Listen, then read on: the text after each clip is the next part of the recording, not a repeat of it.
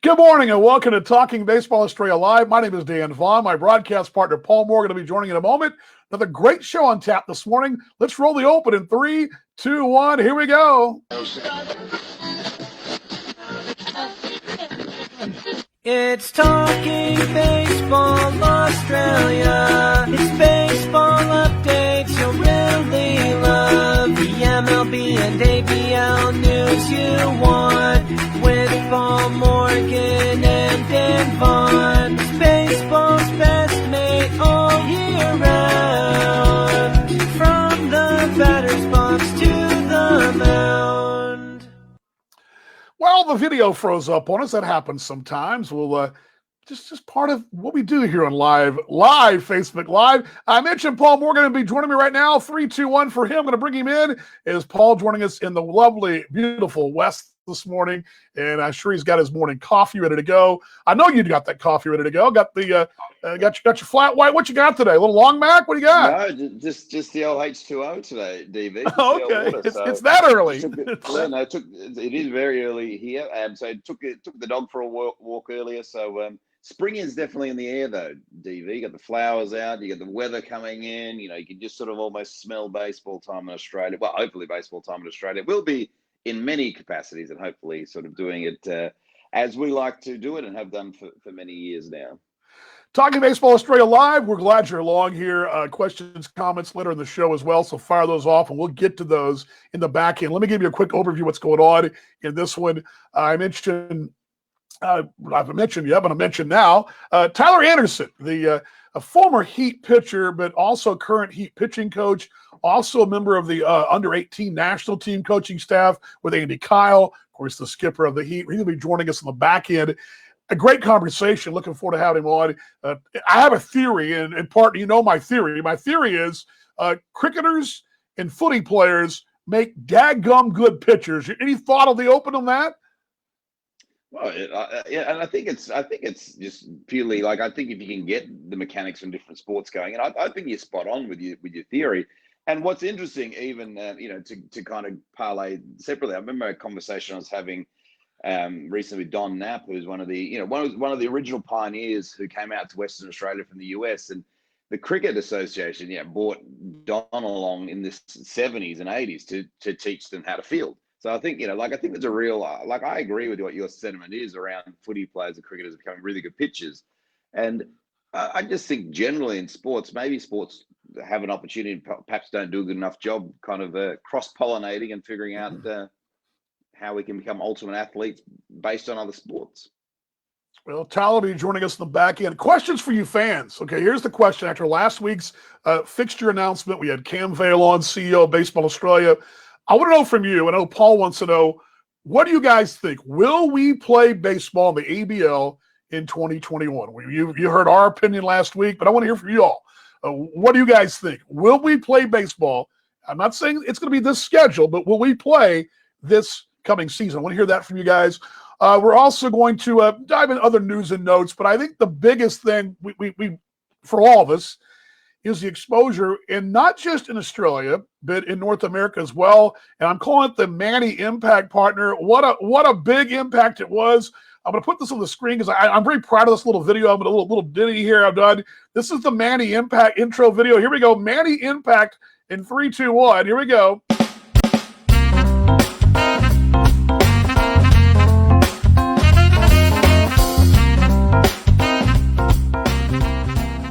There you go. Manny Impact right there, mate. That's my thing here. Manny Ramirez announced, we talked a little bit about this a couple weeks ago. We were mentioning that we thought that he would be heading over to Auckland, and that was sort of the thinking. But you and I had it on pretty good authority that this thing wasn't done yet, that there was still some possibility.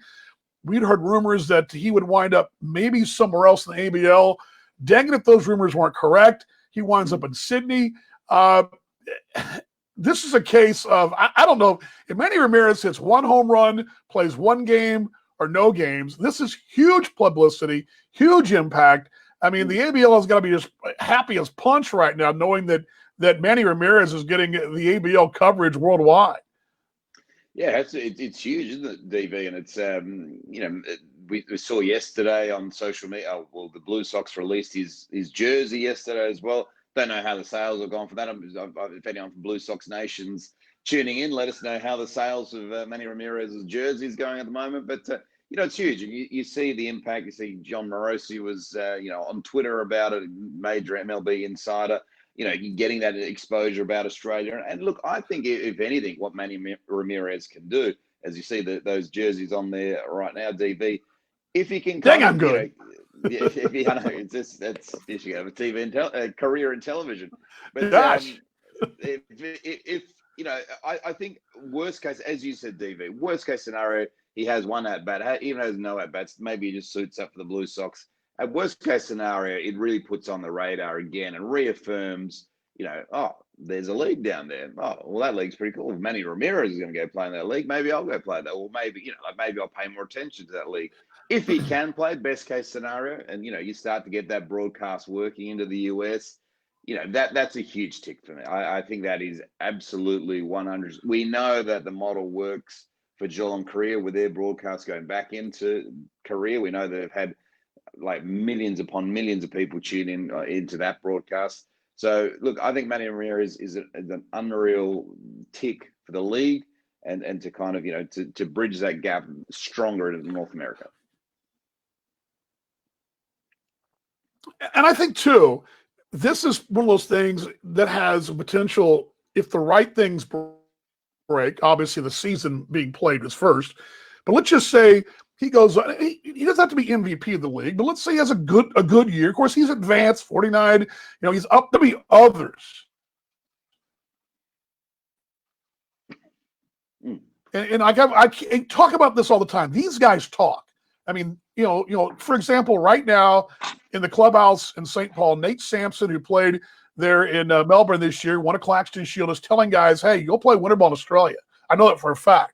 These guys talk, and Manny's got mates around the big. There's got to be a guy out there, maybe not as big of a name, but you're going to see more consistent names. I think the storyline here is potential for this thing continue, not just get Manny's of the world, but just a consistent quality of ball player. And who knows, you might even find yourself a bigger name down the road. The ending is the possible ending of this thing is a real plus for the standpoint of even if he just goes out and hits 250. Yeah, I think spot on, and it'll be interesting to see whether you start to pick up. I think whether you pick up players that may have been released, not signed, that still have potential to play MLB. Maybe they start coming down here. I know Rob Hobb, a good mate of the show as well. He was tweeting Hunter Pence over the weekend, trying to get Hunter Pence, who was released from the San Francisco Giants, to come down and play in Australia as well. And look, the opportunities eventually are for those players, and I think that's huge, but. But yeah, that word impact, DV, that's the Manny impact. It's the Manny impact. And this league, and this is a thing too. Let's take fans back to 2000. Let's just go back to 2011, 10-11, the 10-11 season. That's year 2 of the league. I don't think anybody thought, granted, this is back when Major League Baseball was a part of the Australian Baseball League. They were basically funding the whole thing. I mean, 90% of it, whatever it was, 80%. There was no thought of a Manny Ramirez coming over. It was for prospects. But now you fast forward all these years later, to see this league grow from the prospect league to now established guys who want to come over and play winter ball, that's also a story of the growth of the league. I think that's an underlining story that maybe we haven't thought about, but this league's gone from the little prospect league and for Australian players to being for Australian players and for guys who are established big leaguers. Even you're going to see more and more of this. The story has changed in the ABL. Yeah, I agree. I totally agree with you. And it'll be so interesting to see 5 years time down the line, DV, like where is it at? And we know that minor league baseball isn't going to be as a bigger pool as what it was. Like, how does the ABL sort of maybe play a role there? And look, I think it'd be so great to have some swan songs of players come out to Australia as well, and like really, build that MLB academy stronger in Australia, build that pipeline, and it's probably a great segue into what was a really great story this week down for young Solomon Maguire over in Sydney as well, who signed a deal with the Pittsburgh Pirates around $1 million Australian. It was around $1 million Australian. It was exactly for the Pirates, just under 600,000 US and $175,000 education bonus or education fund, which is quite interesting, Dan, because I sort of off the air, I sort of said, what typically talk to me a little bit about that. So Solomon Maguire, huge congratulations to him, young high school. I think he's wearing a $50,000 Rolex watch at the moment, but he signed for a bucket load of cash to go to the Pirates, part of Team Australia and obviously the Sydney Pipelines. But just tell us, Dan, you were saying before that that education fund something new in baseball. Well, not Yeah, new, but still. it's something that it's not uncommon. This is not an uncommon thing. As a matter of fact, I've used this story several times on our broadcast over there. Clayton Kershaw, the Dodgers, left-handed legend, was in a similar situation when he was a first-round draft pick. He was going to go to Texas Christian University, TCU, which is where Paul Gonzalez of Brisbane fame and former member of Team Australia and big part of baseball Queensland. That's where Paul played his college ball at Texas Christian, the Horned Frogs they are. But he was going to go and get guaranteed education, and there goes the dog. And the Dodgers said, well, look, what's it going to take? And oftentimes you see these guys, this is not uncommon, guys all the time who get drafted either come out early or who come out of high school before they go to college. They're guaranteed some kind of financial parachute, if you want to call it. Either their education's paid for, if they said they blow their arm out, tear their knee up, their career is over. They've got something to fall back on to get that education. Kershaw had it written to his contract. Of course, he turns out he didn't need it. I've got a cousin-in-law, Logan Shore, out of the University of Florida. He's playing right now AAA with the Tigers, and former athletics farmhand. When he was drafted as a junior, the athletics also guaranteed they would help pay for his last part of college should he, something else happen. That's not uncommon. It's very common, especially common for young men like that. And that's a great thing. And it's good to see, because we're going to talk about this with Tyler Anderson about the college route versus the pro route. But now this young man's got some money in the bank to not only, perhaps pursue a baseball career, he's got money in the bank to also pursue an education, which he might not have had that chance before. He's parlayed two things in two pathways, and good on him, man. That's a great story for Solomon Maguire. Yeah, absolutely. Congratulations again, Solomon Maguire. Big week for ABL, big week for Australian baseball, big week for our old mate, Mike Brasso, too. Yeah, Mike Brasso had a pretty good week, mate. He had a pretty good couple of nights. And let's start with last night here in the States. He went deep twice, and I'm going to roll the video for you. He went deep twice last night. Give you guys a full screenshot of that real quickly there. There he goes. He's right there in Yankee Stadium last night. See you later. Not a bad shot right there. He also comes back with another one a few minutes later. And it's cool to see him. A lot of the video's freezing up on us. Say, well, a technical problem. We'll just keep fighting. There he goes. You see Mike around the bases there. I want you guys to watch what they're doing here. Do you guys see this? I'm pausing here. I want you guys to see this little handoff they're doing. I just think it's kind of cool. Bring this down for you guys to let you guys see this. But watch this little handoff they're doing around third. I'm not really sure if they're passing here. They get something. I don't know what that is, though. But it's kind of a little something different. I've seen teams take handoffs, do the lazy man high five, they do elbows, but whatever the case may be. But he went deep twice against the Yankees last night. That's a pretty big part of it. That's the first part of the story. Story number one is he went deep last night twice at Yankee Stadium in a budding rivalry, but that's not the entire story. First off, it's kind of cool when you see a guy like Mike Brasso doing what he's doing. Just seems like yesterday he was in that Heat kit. But going deep twice, those Rays still in first place. But that's not the entire part of the story, is it, partner? No, it's not. Poor old Mike nearly had his head taken off by. If you can hear me? Mike had these. Aroldis Chapman was. Oh, there you go. Was the man, of course, to throw 101 miles an hour. The Yankee closer threw it right at Brasso's head, and I know Chapman's. I think he got a 3 or 5 game suspension. I can't remember off the top of my head, but boy, I mean that is just stupid stuff from Chapman, isn't it? That's I mean that 101 miles an hour at your head is just that's a recipe for disaster if that hits. Yeah, there's no love lost to those two teams either. And I'm going to show you that video in just a second here. But uh, what I love about it is that, 2 nights ago I saw this highlight on ESPN. I saw that's part of it too. I watched both replays of the Yes Network and the Tampa Network, or Fox Sports Florida. Each one had their own perspective on it. They each had a different way they were looking at it. They're rivals. They're big rivals. And I love the fact that Brosseau comes back out. I keep saying Brosseau. Mike Brosseau comes out and does what he does the next night. All he does is, okay, you throw at my head, and all I'm going to do is come back the next night and hit 2 long balls. Here's what he did in the opener of the series right here. This is what we're talking about here. Here's the audio. There's the video. I'm going to show the video for you. Here's the video from 2 nights ago. Oh, over his head. Show it to you again here. Oh, look out there. 101 up around the head. Kind of dragging there, but I swear he gets look at that. Look, 101 miles an hour right there as it freezes on the frame there for you. 101 on the gun there. And yeah, that's yikes. That's what happened 2 nights ago. So all he does is go out and hit 2 home runs. I love to see that. I love to see that. I'm not a big Yankees fan. I know you're not a big Yankees fan, but if you're going to retaliate, and of course, what happened in that ball game, when I probably should have played for it, they actually benches cleared. What he struck out in the game, they struck out. Chapman gave him the stare, that long stare down, and Brosseau was heading back to the dugout, and suddenly a little chirping going on, and both benches cleared. You see that part of it, but again, what's the best way to answer it? Go out and kick their tail the next night, hit 2 bombs.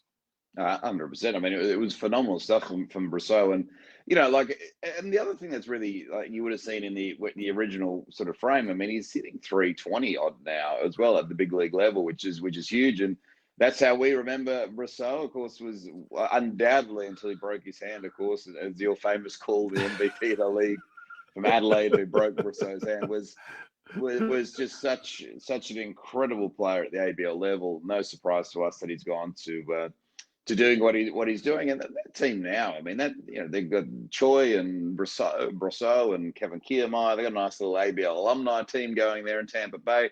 They're running away with that American League East as well. Tampa Bay at the same time. I mean, heck, even the Blue Jays are 1 game behind the Yankees. They might take them down too. So it's just real interesting what's happening in the world of Major League Baseball at the moment. But those Rays, it's a weird season too.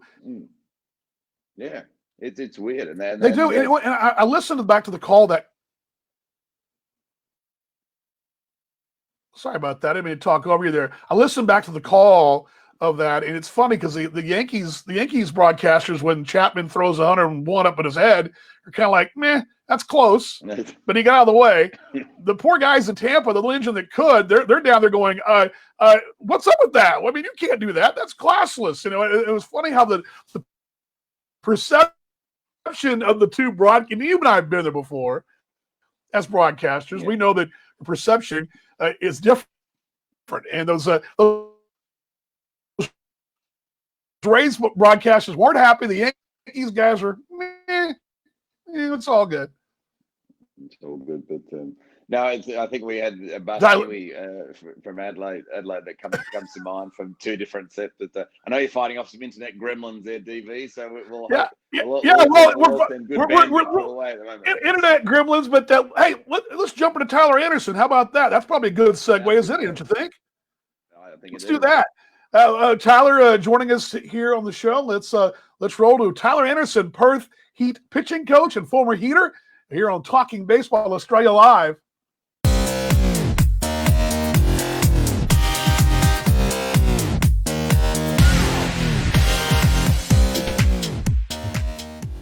Well, Talking Baseball Australia continues. Baseball's best mate, and a guy we've talked about this gentleman not only in our broadcast the last couple of years, but also the last couple of weeks, kind of talking him up. Looking forward to having him on the show. And former Heater and also Heat coach, pitching guru, and member of the Angels organization as well as a coach, Tyler Anderson. Tyler, good to see you, bud. How you doing today, mate?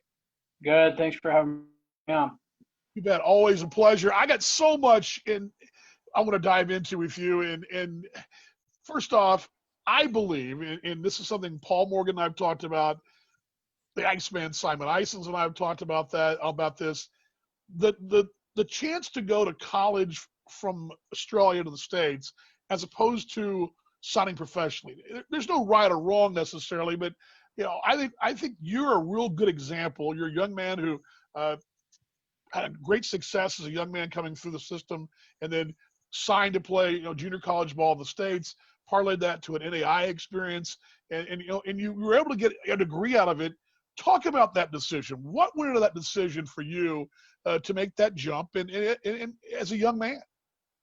Yeah, I think it's always a tough one for the Australian kids. I think there is no right or wrong, like you said. I think it's very individualized. If you're a can't miss prospect and somebody's going to give you $500,000, then yeah, I think it makes sense to probably go to pro ball. But if you're one of those $10,000, $15,000 guys that they're just taking a chance on, it's really hard to make it from that point. It's really hard to make it no matter what. So for me, I didn't really have a chance to go sign at a young age, and I wanted to continue playing, and the college route always made a ton of sense for me.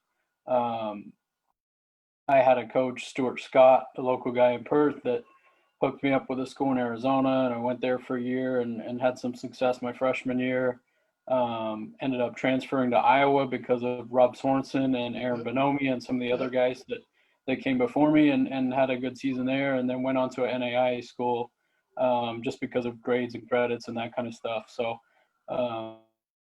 I think a lot of kids get caught up in the D1 kind of hype, and we've seen some guys like one guy that went to Mizzou, SEC, like Right. that route is obviously great if you can do it, but not a lot of kids get that opportunity. And it's actually cool to see some Australian kids start to play in some big conferences and some big schools. And it's kind of grown from, I was probably one of the first kind of guys to go to college in my age group, and now it seems like everybody's going, which is really cool to see. Yeah, that Robbie Glendenning, of course, the young man he was talking about right there, Missouri Tiger. Interesting. This is a little sidebar. I was a general manager, play-by-play voice of the Burlington Bees back in the late '90s. I've always asked this question. I've always wanted to ask this question because I've been to Southeast Iowa and I love Iowa. The people couldn't have been any nicer. But Yeah. did you kind of shake your head, young man from Australia? I mean, you're of course you were in Arizona for a year, but young man from Australia, all of a sudden you're in Southeast Iowa, going, where am I? What was the reaction, the culture shock for Southeast Iowa for a young man from Perth? Yeah, so I had spent my first year in Arizona, and obviously Glendale is like right in Phoenix. It's the suburb of Phoenix, so you're in a big city, and it's 100 degrees every day, and the weather is great, and everything's great. And then I transferred to Iowa, but I actually didn't go in the fall. I took online classes in the fall, and I showed up in the spring. Well, I actually showed up at Christmas time, ready for the spring, and there was about 8 feet of snow. Rob picked me up at the airport in St. Louis, and we drove through snowstorm to Iowa, and I think that was the first time I'd seen snow. So yeah, it was a little different, a small town, Burlington, Iowa, but I probably had as much fun as I did anywhere else. So I was excited to go back this year to Burlington, but that didn't work out with everything that's going on with the pandemic and stuff like that. And now I don't think they're going to be a team next year, so it kind of sucks. I'll never get that chance, but yeah, I love my time in Iowa for sure. Yeah, I'm like you. I'm a Texas boy, and we get cold weather. We get seasons in Texas, but my poor dog at the time, I always tell this story. I've told this in the air a couple of times with Paul too, that my poor dog and I drove up from St. Louis, flew in and drove up, and the snow just kept getting taller on the side of the road as I got north. And my poor dog, when I let her out at the rest stop, she's like, we're going south, man. We're going back. She did not want to get out of the car. She'd never seen snow like that. So I've been there. I took Claxton Shields for you. You spent 2 years in the Heat family. It is a family. That's one thing I've noticed, and I saw it my first year. I missed you by 1 year. My first year was 2012, and been with the club in the organization ever since. But it's a family, and I get the feeling from you, watching you on social media, seeing you blow about your business with the Heat. It's a family. Tell us about that. Tell the Australian family of baseball fans out there, what makes the Heat family so unique? Yeah, it is. Like, it's a really unique culture. Just when I came in, it was obviously with Luke Hughes and Tim Kennelly and some of the older guys. and they kind of set the tone. I don't know if they directly were trying to set the culture. They're just two competitive guys that kind of made everyone around them better. And then we had Hendricks and we had some good guys. And I think that's been passed down for guys. And now you see Alex Hall and Jesse Williams, and those guys have kind of carried it on. And I think what's made the Heat successful for a long time now is that we have the best core group of Australian players. Yeah, no doubt about it. I'm sorry about that. I didn't interrupt you. Go ahead. Yeah, we're able to bring in imports and we can add anybody, and they kind of just fit into the culture because that Australian culture is so strong. And I think you're starting to see it a little bit with Adelaide this year. They developed a really young core group of Australian players, and I think you have to have that to be successful in the ABL. No doubt about it. The voice you're hearing there, former Heater, current Heat coach, and I want to ask you about the Angels situation. But Tyler Anderson, you're kind of like all of us. We're all in this COVID holding spot. Yeah. Walk us through that experience of getting the phone call with the Angels organization saying, "Hey, we want you to come work for us and be a coach." How did that transpire? Yeah, so I had been coaching in college. I spent 2 years at Dartmouth in the Ivy League in New Hampshire on the East Coast. My wife was pregnant, so we were trying to move back to the Midwest, and I got a job at St. Louis University, right in St. Louis. So we moved to St. Louis. I was there for a year, and then I got a job as the recruiting coordinator and pitching coach at Lindenwood, which is a kind of a powerhouse Division II school in Missouri, right there in St. Louis. So I was there for about a semester, and I actually got a Twitter inbox message from some like Angels fan account, and it said, "Would you be interested in being a pitching coach for the Angels?" And I was like, "This is weird. This has got to be fake." I showed my wife. I was like, "This has got to be fake." And I had a phone number. It was like, "Hey, this is Michael Casa. Just call me if you get this. I've been trying to get a hold of you." So I called him, and it turns out it was our farm director. Asking if I'd be interested in coaching for the Angels, and went through the interview process and eventually got the job. It was kind of crazy. I always tell this story is that he said, "We'll set up an interview in a couple of weeks. I'll be in touch." And I never heard from him. It'd been 3 weeks, and I sent him a text and said, "Hey, just checking in to see if we're still going to do that interview." And he said, "Call me tomorrow at 2:00. And I just thought it was going to be a general catch up on the phone. And when I called in, there was about 10 people on the call. It was the farm director, the assistant GM, the big league pitching coach, the pitching coordinators, and kind of took me by surprise. But I had actually made some notes and put them in my car just in case the phone call came and I wasn't expecting it. A little cheat sheet to go off, and I think I did pretty well in the interview. So I would think you did. It sounds like you did okay. Yeah. I mean, of course, it'd be like me calling, the Angels, and there's all the play-by-play guys, the general manager, the owner, and you're like, what? Yeah. That definitely got your attention. I'm sure they were serious, obviously. Yeah. So that went well, and then I've been there ever since. This would have been my 3rd year. So. Right. Yeah, it's been a crazy. You mentioned a little bit about the Burlington situation and the contraction. We won't go too deep into that, but I know that it's probably in the back of all coaches' minds.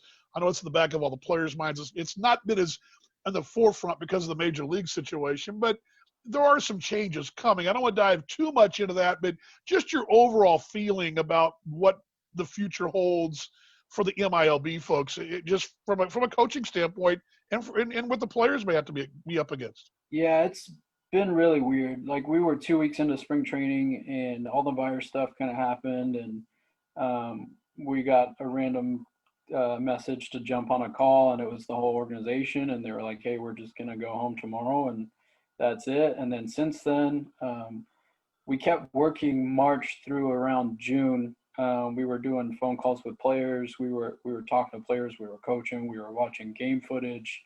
We were going through data with players, and we were actually doing a lot of stuff, probably more than we typically do during spring training or anything like that. So we're actually getting a lot accomplished. And then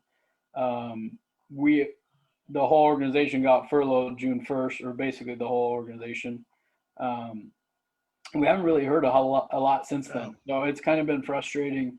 I've talked to some coaches in some other organizations, and they're still getting paid, but nobody really knows what's going to happen next year, and our contracts are up at the end of October. So everybody's kind of concerned what's going to happen from October to spring training, because there's 4 or 5 months of, do they want to pay us for doing nothing? And so there's kind of a lot of unknown. There's a lot of unknown for next season as far as what the minor leagues is going to look like. I think they're eliminating some teams, eliminating some levels, and nobody really knows what it's going to look like. So it's a little frustrating at this point, but hopefully it becomes clear in the next couple months. Well, I'll tell you, and I sympathize with you. It's the same way for us in Kansas City with the American Association. 6 teams not playing, and I've talked about this over and over again. This whole time, and no matter if you're it started off, nurses and doctors are on the front lines, but now this thing's affected everybody. Sports, there's not an industry it's not affected, and I totally get it, man. And I'll be definitely pulling for you, praying for you guys as well going forward. I mean, it is definitely, as I didn't even know what we're doing half the time in Kansas City.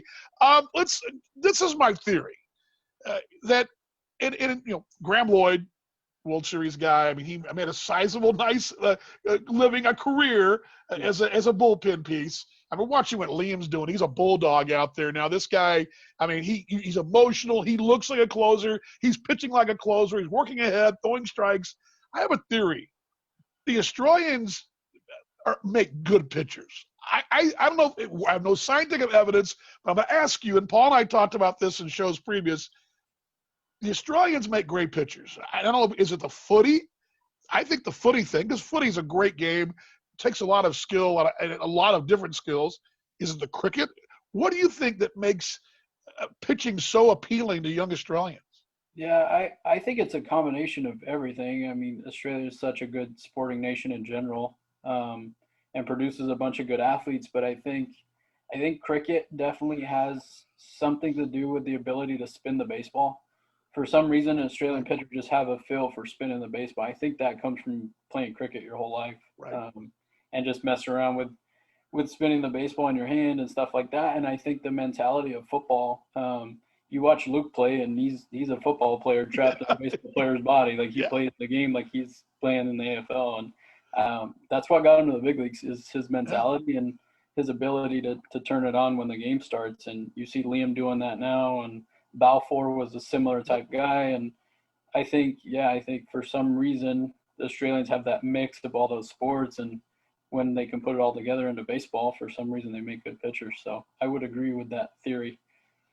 You're watching Talking Baseball Australia, baseball's best mate. I'm Dan Vaughn. With me is a former Perth Heater and a Perth Heat pitching coach, Tyler Anderson, who's seen a lot of arms lately, a guy that you've seen up close this last year. I didn't get a chance to talk to Dylan Unsworth a lot. I was there late.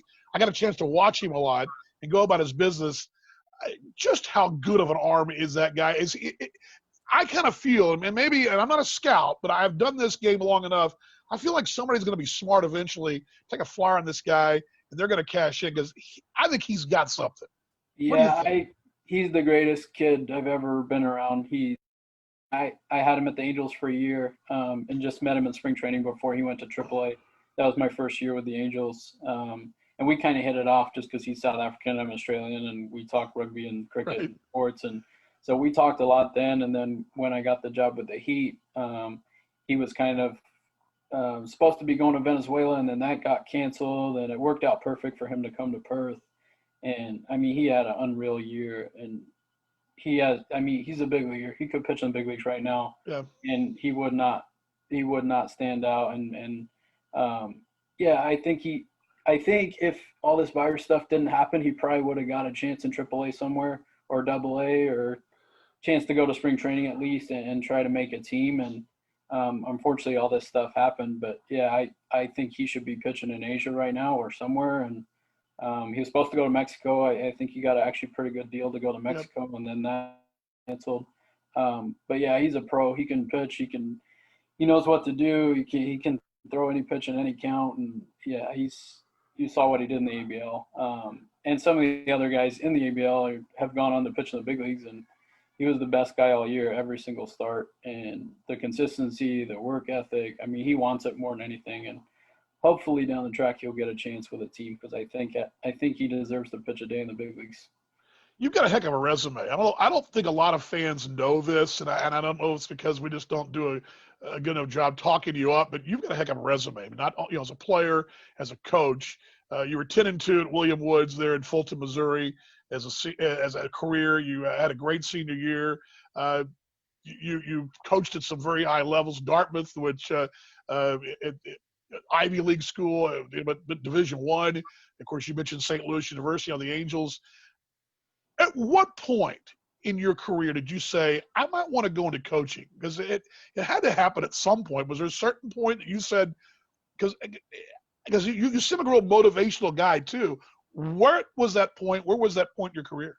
Yeah, I think I kind of always knew I was never going to pitch in the big leagues. I was probably like 140 pounds my senior year at William Woods, and drew hard for a guy that was 140 pounds and could pitch a little bit, but I was never going to get a chance to play at that level just because of where I was at physically, and I was probably just a smaller guy in general. But I think I always knew I wanted to coach. For some reason, that's always interested me, even when I was a little kid. I always focus on some of the better coaches and stuff like that. So yeah, I think I kind of knew. And then when I moved back to the States, I actually was a project manager for an IT company working for my father-in-law. And I hated every minute of it. It was nice that he gave me a job, but I hated it. I was stuck in the office. I was doing something I wasn't passionate about.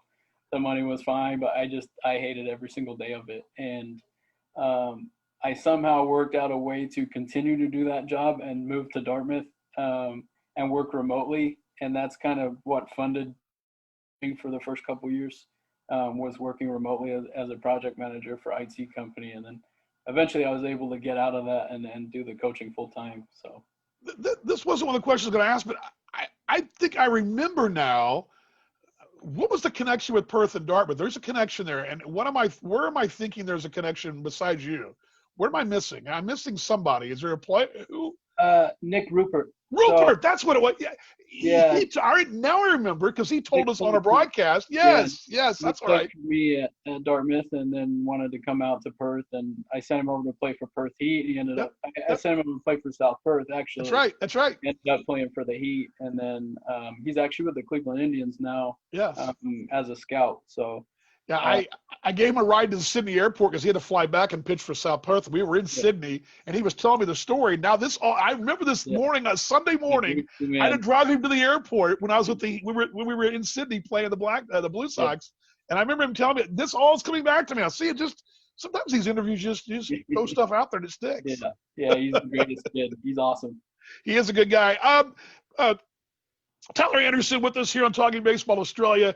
Dan Vaughn with you, having a little chat here. All right, I just hired you as the new baseball honcho of the ABL, Australia, whatever you want to call it. You're the guy. You've got the crystal ball. You got all the bells and whistles, the strings.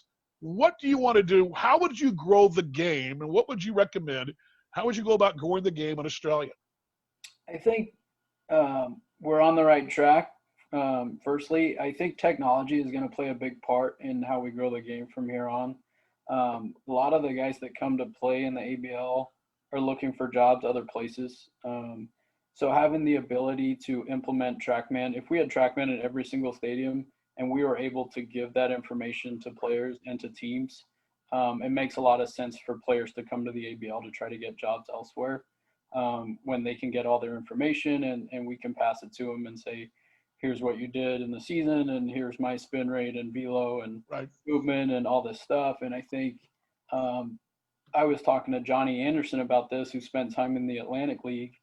They couldn't get their information, and it was private, and none of those guys could get it, and they wanted it to send to teams to try and get jobs, and that was holding them back. So I think that would be one of the main things is having TrackMan in every stadium. Sharing that information, making that information accessible to players will attract better players. I also think if you think about the Perth Heat and the Tampa Bay Rays, for them to have the ability to look at the game reports on TrackMan after every game, and I know they have a coach there, but the coach can only do so much on written reports and stuff like that. So the league is for development, and if we can show development through technology, that makes a ton of sense. So I think that's the number one thing. I think they did a good thing going back with the MLB agreement, and getting more prospects and younger players in that league is to grow the game. All right, let's have one fun final question to wrap things up with Tyler here. I'm going somewhere with this, so kind of bear with me and see if you can follow me here. All right, you're going to take a franchise, and I mean franchise, a food franchise back to Australia, because a lot of these college kids come over, or these young kids come over, they find these American thing, and there's one I'm thinking in particular. But is there anything you'd take back and say, you know what, I'm going to open up one of these downtown, I don't know, right in the middle of the heart of Sydney or Perth or wherever? Yeah. Is there something you'd like to take back? I'm a huge Chipotle fan, so Chipotle's the number one thing. And if we could do that and have baseball players come over, they would crush it. So it's funny because there's a group of guys that Steve Fish had on Facebook a couple of years ago, and all they wanted to talk about was either buffalo wings or Raising Cane's chicken fingers. Yeah. And I get these messages from these guys going, "Hey, is there a Cane's in so and so in Iowa?" And I'm like, "No, but they're, it's funny." But final thing for you too, before I let you go. I get asked this all the time in the American Association. You see my bio, he works in Australia and he's been going forever. And Australia baseball, do you get the same thing, or do you get what I get? I get from the non-baseball fan, they're kind of like, baseball in Australia, but from guys who know the game, man, tell me more about playing over there. I want to come play. Do you get that same kind of strange response? Yeah, for people that don't know baseball here, it's always weird, like, oh, you play baseball in Australia, and we didn't even know they played there or whatever. But the baseball people are starting to learn that, hey, it's pretty good baseball. And the Australian guys are good, and everybody knows Hendricks now, and some of the other guys that were in the league, Moylan and some of those other guys that have some big personalities, have helped grow the game for sure. Now more than ever, I've had agents and people reaching out to me to get their players because of the whole virus deal. There's so many guys that want to play right now. I'm hoping the ABL can have imports, but we'll see. But I think the league could be better than ever if they can have imports this year. Tyler Anderson, appreciate your time, my friend. Always good to see you, and look forward to having you on the show again down the road. We could have gone on. I mean, I've got a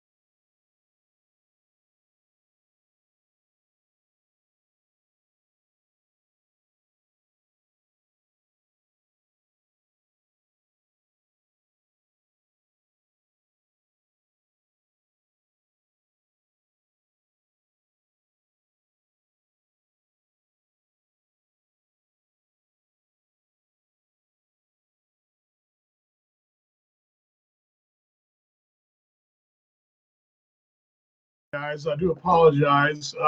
Let's try it again. Let's see if this will work for you guys. Nope, that's not going to work. There we go. Is the audio working now? I'm going to lose my mind. This has been the show, the most disastrous. I apologize. and I apologize to my partner Paul as well, because you guys deserve better. And this is all on me. I don't know what happened here. I've been up more than I can chew tonight. I don't know what's going on, but I do apologize. It's all on me, and you guys deserve a better product than this, and I do apologize. This is what I do for a living, and to not do it properly is really upsetting. But anyway, what I was going to say was thanking Tyler first off, and then number two, it's really good insight. And I was thinking more along the footy path, being and in the cricket thing too, but I was just thinking more just the cricket and baseball are distant cousins. That I figured that was the easy connection, but the spin of the cricketer, that's what really helps. And I think, and if you look at the kind of pitchers that we've seen develop from Australia who make the big leagues, they're not necessarily big strikeout guys. They're contact guys. They want you to put the ball in play. I've had conversation after conversation with Warwick Saupold over the years about letting his defense do the work for him, letting the ball move on the batter, let the ground take care of all the trouble, not try to blow it by everybody. Strikeouts are great, but doesn't always have to be the case. As we're here on Talking Baseball Australia Live again. Sorry, the gremlins have been crazy today. Lots of gremlins today. Let me bring this off the screen too as we close up. Questions, comments for you guys as we round this thing up here on your Monday morning. Paul had to jump off right a few moments ago. He had a busy day ahead as well. Some news and notes around the association. A couple things. First off, congratulations to the West owned Liam Hendricks. He was named the American League reliever of July and August. That's how good of a year he's had. It's been a strange week for Oakland. Now, you go back to a week ago, Wednesday in the States, they were in Texas playing the Rangers in Arlington, and there was the social unrest that happened throughout. And of course, you may have seen the NBA, National Basketball Association, stepped away for a couple of days. Some of the hockey was stopped for a couple of days. Most of the baseball stopped as well. One of those games being the Rangers and Athletics. They didn't play one of those games on a Thursday, and the Athletics went on to Houston for their next stop on their road trip. They were also sat that game out. Then the Astros both sat out. So they go into Saturday, play a doubleheader to make up for the Friday game, and they play the regular scheduled Saturday game. They drop both ends of the Athletics. Then they get a COVID outbreak. They don't play the series finale on that Sunday there in Houston, and then they go to play the Seattle series. That whole series so far has been banged, and they've not played all week. So Liam hasn't actually pitched since last week. He's still sitting on the numbers for the season, and just looking at those numbers, they've not changed since last week. 2-0 for the year, 16 ball games, 10 saves in the 11 opportunities, only had the one blown save in 16 in the third innings, 23 strikeouts. Those numbers were good enough for the American League pitcher of a relief pitcher. I think I can say pitcher, relief pitcher of the month of July and August. So they're kind of bringing them down here a little bit. And usually it's 1 month, but because the season started in middle of July, they pared it down to a month and a half, and he's had a heck of a year. Definitely, if there was an all-star selection, he would be in that mix for sure. And potentially, depending on what happens going forward, could be in the Cy Young mix as well, which is also a possibility. I'd be remiss, too, if I didn't mention the passing of Tom Seaver. Of course, the legendary Tom Seaver passed away here in the States yesterday at 73. Very bad, sad news, but thoughts and prayers for his family and all the baseball family as well, losing Tom Seaver, who passed away over here. That's another sort of it's a headline because this guy's a Hall of Famer. So you know, tough times. It's like 2020 just gets dogpiled on, isn't it? It's just one of those crazy deals. One more note too: Lewis Thorpe was optioned late last week back to the Twins minor league or their alternate site. It's the training site, and all that means is he's still the 40-man, still part of the Twins big league roster, but he was optioned back. He has options left. He's got I believe this year plus 2 more. So he's got option years. All that means is, and when they say options, when they say he's out of options, that means they got to take him off the roster. But because he can go back and forth as many times. He's already been twice now. He's already been off the alternate squad once and back on and then off again. So this is just an option. He well, presumably you figure when the rosters expand and later on this month, he will probably be back in the mix, you would think, as a bullpen piece for the Minnesota Twins. The lefty Lewis Thorpe was optioned for the year at 6.14 in 6 ball games, and he'll be there with the taxi squad, they're calling it. They're at the alternate site. Other news and notes to pass along to you for the ABL. This is kind of the ABL segment number 2. Auckland making big news as well. And as far as what they've done, they've been really aggressive. And what I love to see too is that so many teams are being aggressive signing players. And Auckland, no doubt, doing that. The 3 Kiwis returning to Auckland, the Tuatara for the 2021 season. Of course, inaugural Tuatara players, Max Brown, the outfield, Tiwara Bishop, the catcher, and Chris Richards, kind of a little do-it-all kind of guy, utility guy, all agreed to new deals for the 2021 season, which should be, the way this whole bubble thing shapes up, that should be a really, really exciting brand of baseball. A lot of excitement going on the island coming up during the winter. Also, he joins fellow Kiwi Andrew Mark and Elliot Johnstone, who both were inked a couple of weeks ago, and also Korean slugger Kim Wong-sok, part of their 2020 Tournament roster. Tuatara making that news. And again, it's exciting for our game to see great things happening over in Auckland. That's a franchise that 2 years ago didn't exist. Well, it existed in a logo and a name, but to see the great game of baseball really catch fire in Auckland and in New Zealand, and I think a future looks bright for having maybe another team there in New Zealand at some point.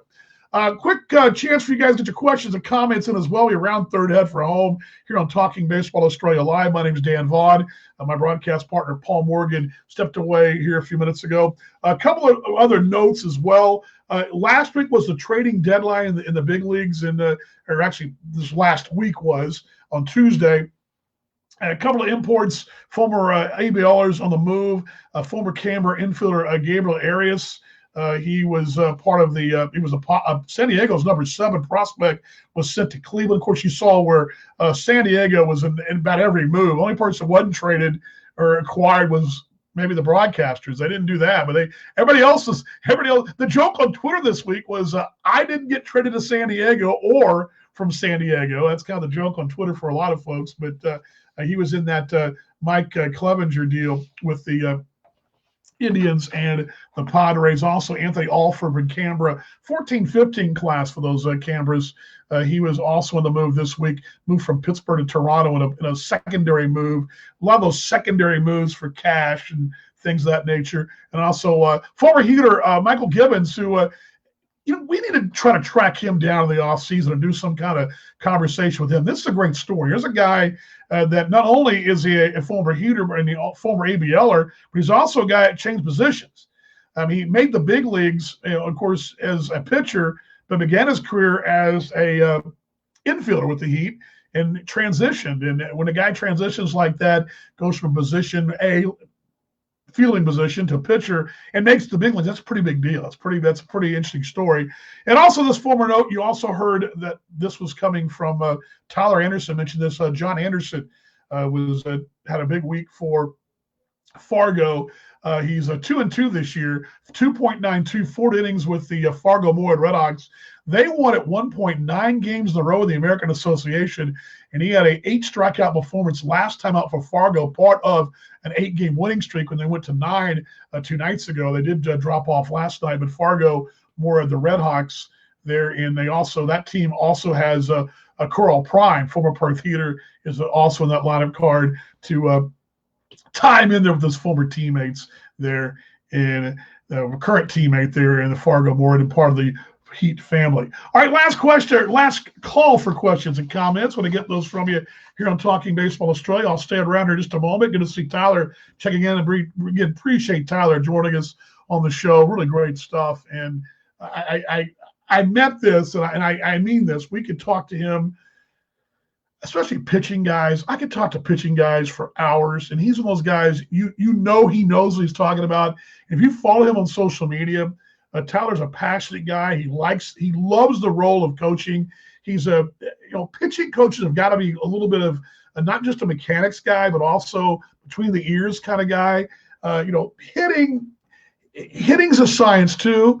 Pitching's a science, but I think pitching really is sometimes in here. It's convincing a guy to throw strikes, believe in his stuff, and you've got to be a little bit of a mentor, mechanics guy, a middle coach, all those things. And Tyler fits all those roles, and I think it's really good to have not only a guy from the West and a guy from Australia, but in the States at the big league level in an organization. He's coaching in the Angels organization. That's huge. We talked about Michael Collins over the course of the last couple of years, being a bullpen catcher, how those things, of course, Michael, the former Canberra manager, how big that is for our game to get that exposure. And the more young Australian mentors we can get, the more knowledge they can get, it's only going to help our national teams and our growth of the clubs and going forward. So very good. And I hope you saw and heard that from Tyler as well. Coming up on next week's show, next week's best mate, your baseball's best mate.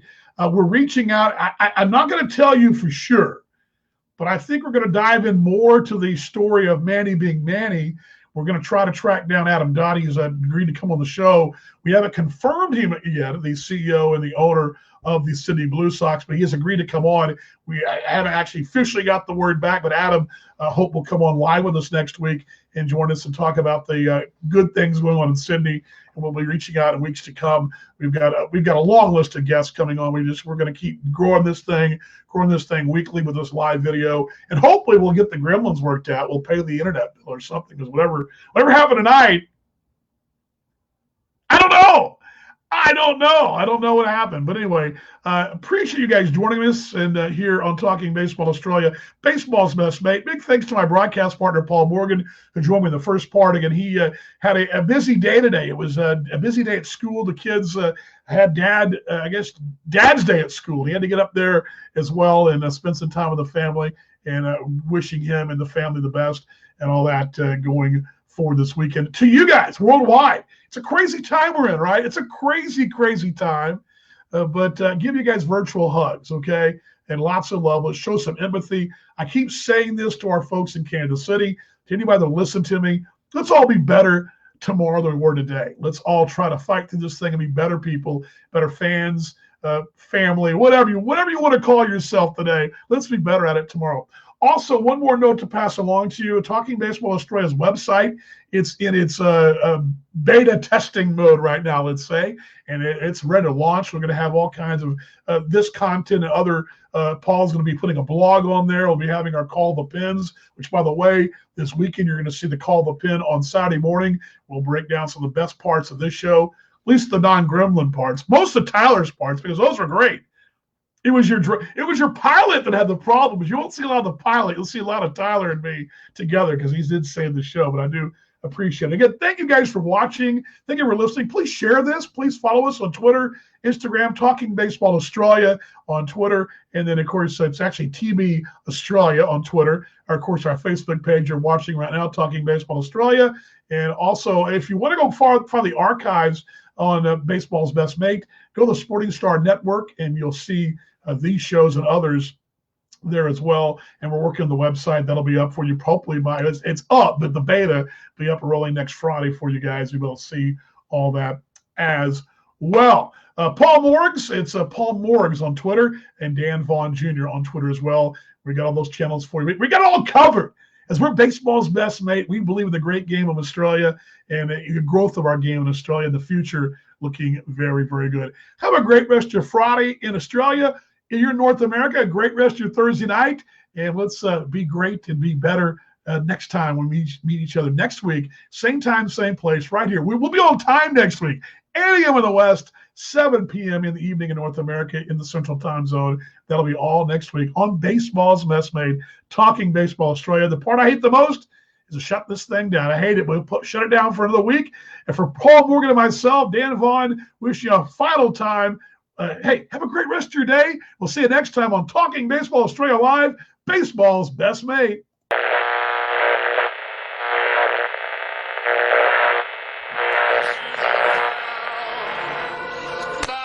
some peanuts and cracker jacks. I don't care if I ever get back Forest Root.